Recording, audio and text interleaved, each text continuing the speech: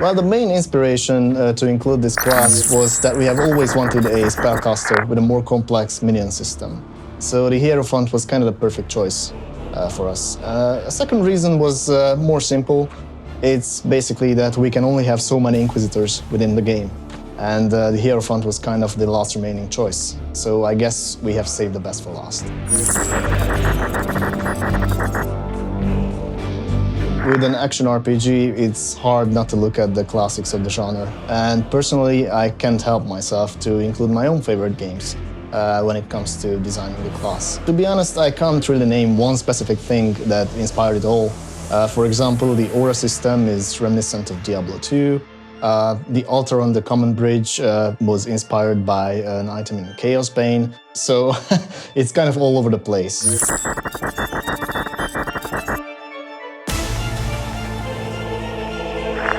Well, the Hierophant is by far the most different class among all the Inquisitors, because he has access to a Retinue, which consists of 4 Acolytes.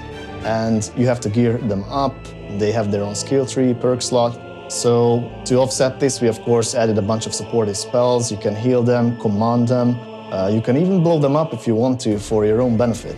The Hierophant definitely has a learning curve, since you basically control 5 classes instead of 1. But if you have previous knowledge of Martyr, it shouldn't be too hard to master.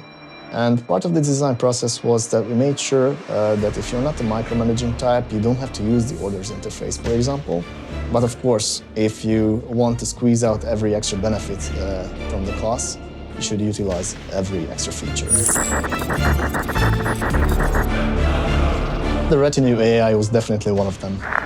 First off, we had to go through every single enchantment within the game, and there are over 1,000 enchantments in Martyr. Then we have to go through every skill in the game to balance them for Retinue members.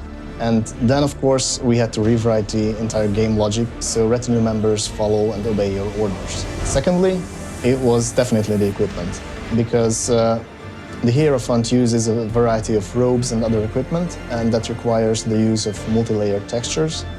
And it was very hard to put all that together, but I think that the guys did a great job. But if you would see the table that explains what goes where, it's quite mind-boggling.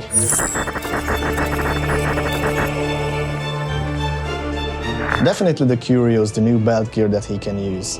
I have always wanted an aura system within the game, and the banners of the Battle Sister were kind of a forerunner of this whole thing. But this time we truly went back to the roots and included a full-blown aura system, and I think that players will have a great build customization with this thing.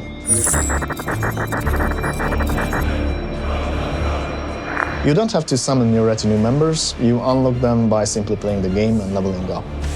And they will tag along with you for every mission. If you want to, of course, because you can choose to have only 1 or 2 of them, and there are special perks that empower them in that case, for example.